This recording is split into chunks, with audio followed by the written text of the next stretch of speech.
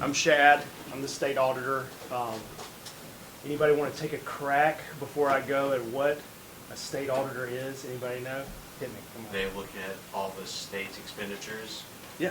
and make sure that everything is in line. Yep, that's exactly right. So the job of the state auditor is to run this big state agency of about 135 people. It's located over here in this building, the Woolfolk building. And we look at state government money and local government money, actually. We look at government money to make sure that it's going to where it's supposed to go under the law.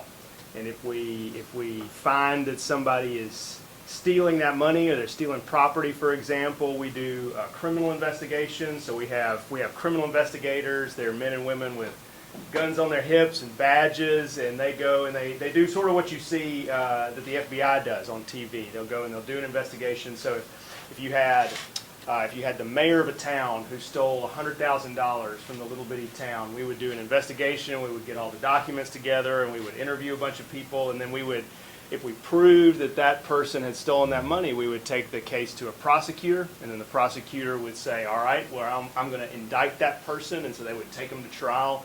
And then at the end of the trial, that person would ideally be found guilty of stealing money from the taxpayers, and they would go to jail. So our part is the investigating part on the front end. And it's a really, really fun, interesting, sometimes depressing job, as you can imagine, looking at all these things. But we have a very, very good team at the auditor's office. We've recovered about $75 million of taxpayer money in the last 6 years since I've been auditor. That's more than any other 6-year period in the history of the auditor's office by a good bit. So I'm very proud of the work that they did and have done. What I wanted to do today is tell you a little bit about how I got to be state auditor and tell you a few things that I wish somebody had told me when I was in high school or just starting college, and walk you through a couple of stories in my life that reveal those lessons. Then talk to you a little bit about some of the stuff that Forrest was mentioning earlier. What are our big challenges as a state? What can we do to overcome our big challenges? And then mainly take any questions from you guys that you have about life, love, Ole Miss football, Jackson Dart. I'll get you out of here before the LSU game starts, I promise. We're not going to go that long. But before I get going too much, I want to know who y'all are. So everybody's in high school, correct? Right? No? I'm in Mississippi College. All right, very good. Freshman? Awesome. Okay, good. All right, so almost all high school. Seniors in high school? Raise your hand. Okay. Oh, almost everybody. Juniors? Less than juniors? Awesome. Okay, good. Everybody from around here? Anybody from not from the Jackson metro area? Okay, cool. Where are you from? Okay, yeah, cool. Cleveland, the big city.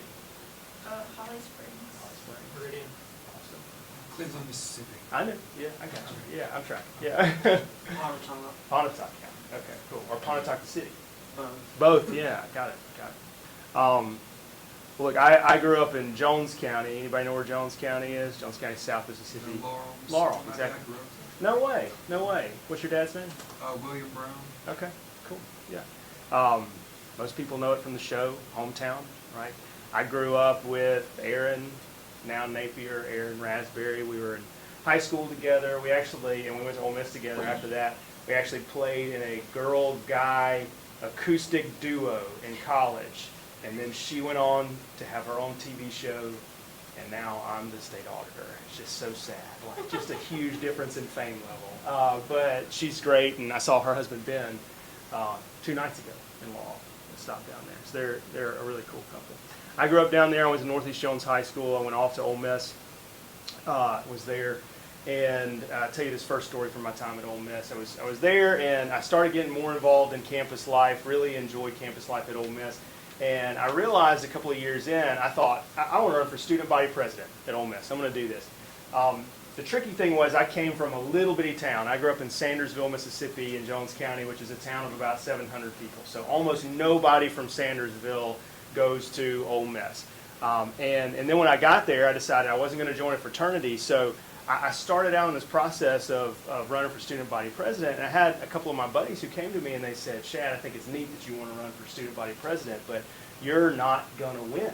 And I was like, why? And they were like, well, like some people go to high schools where almost everybody at their high school goes to Ole Miss after that, and so they know a ton of people, and you didn't do that. And then some people are in big fraternities or sororities, and they got a ton of friends that way. So you're not going to win. And I said, well, look, I hear you. I know it's going to be hard, but I see some stuff that we need to improve on campus. I see some, we've got a lack of community service engagements between the fraternity and sorority system, and I think somebody outside that could fix it. Had a bunch of different ideas for new things to fund on campus, and so I said, look, I'm going to do it anyway. I'm going to run anyway. So I ran, had a great time, worked hard, talked to a ton of people. It was my first experience in politics. You campaign all the time when you're running for student body president in a university, so you might, wake up at 5 a.m. to go speak to the girls' riflery team at their practice, and then you might be speaking to the Pharmacist Honor Society at 9 p.m. that next night, and so I loved it, had a great time. I remember my favorite moment from the election was on election day. It was raining, and I was standing in a suit with an umbrella, and I was soaked up to about here, and I was shaking hands of everybody that walked into the student union, talking to them about the election, and there's a big picture in the student newspaper of me like soaked and looking like a wet dog out there campaigning every day, or that day. And so we get to the end of election day, the votes come in. Anybody want to guess what happened? I didn't get killed, my goodness. So such a lack of faith. I did lose, though. You were right on that part. I did lose. I lost by 36 votes, but who's counting? I lost by 36 votes, and I tell you that story to say, you're going to set goals in your life over the course of the next few years, and you're going to work hard, and sometimes it's going to work out. And sometimes you're going to work hard, and it's not going to work out. My challenge to you, and the thing that I wish I had been told, is when it happens, your success in life is largely going to hinge on how you respond to when you fail to meet a goal, how you respond to that loss, or that job that you wanted to get that you didn't get, or that club president spot that you really wanted to get but it didn't work out, or that grade that you really wanted to get that didn't really work out. So I got done with that election, and I decided, I've got my whole senior year here. I had planned to be student body president, planned to have a ton of spare time to do that. What am I going to do with my time? Well, I guess I could have sat around and played video games with my buddies and just kind of killed the remaining time in my college degree. But I decided I wanted to get serious and volunteer at a little nonprofit in town, and I decided to, at the end of my senior year, apply for something called the Rhodes Scholarship. Anybody heard of the Rhodes Scholarship? So the Rhodes Scholarship pays for you to go, you apply for it at the end of your college career. It pays for you to go to England and study at the University of Oxford for free for anywhere between 1 and 4 years.